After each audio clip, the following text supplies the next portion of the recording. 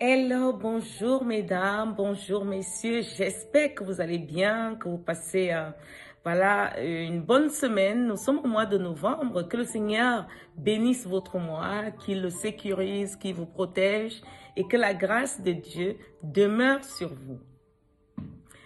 Voilà, je suis l'évangéliste Virginie Ambassa. Il m'est donné par la grâce de Dieu de conseiller, de prendre en charge des couples qui se préparent pour le grand jour.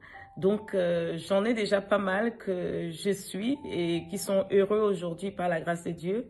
Pourquoi? Parce que j'aborde des sujets qui ne sont pas abordés dans l'Église.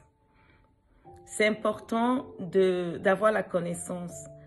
Nous sommes enfants de Dieu, nous sommes éclairés par le Saint-Esprit, nous sommes conduits par le Saint-Esprit, mais le Saint-Esprit aussi nous révèle les choses cachées.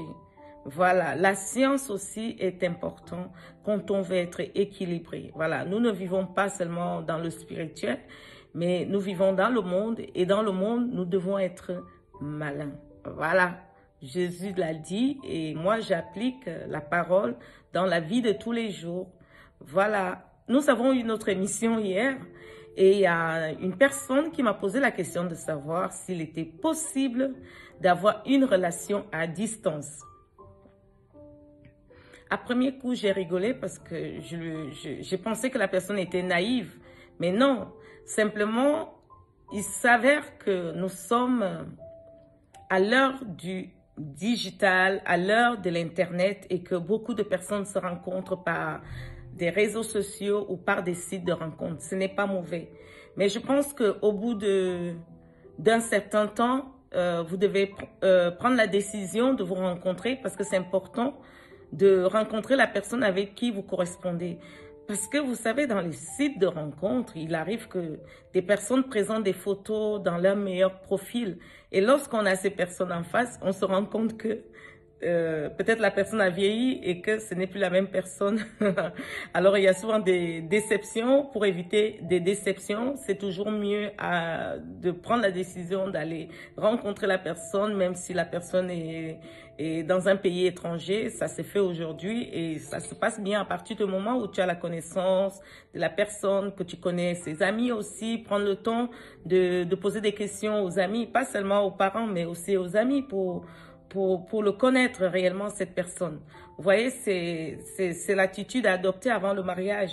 Les fiançailles doivent se vivre en toute simplicité, c'est-à-dire vous devez être transparent vis-à-vis de la personne que vous voulez épouser pour la vie, parce que vous allez vivre avec cette personne pendant des années et des années.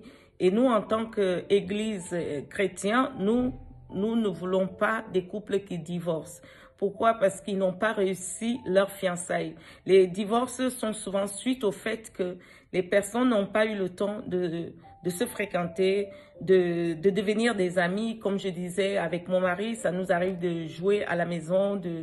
Mon mari est quelqu'un de très ouvert et moi aussi. Donc, j'ai pris le temps vraiment de vivre des fiançailles pendant 4 ans.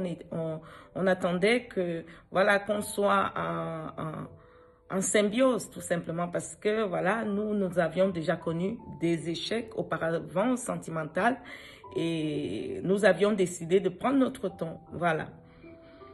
Donc, pendant ce temps, j'ai découvert aussi, voilà, qu'il était impulsif. Donc, c'était des choses qu'on devait recadrer dans des discussions ou dans la prière. On prenait le temps aussi de prier ensemble, le temps aussi de construire notre intimité. Je veux dire, dans le fait de connaître Dieu nous a permis simplement de mettre tout à jour. Voilà, même le travail.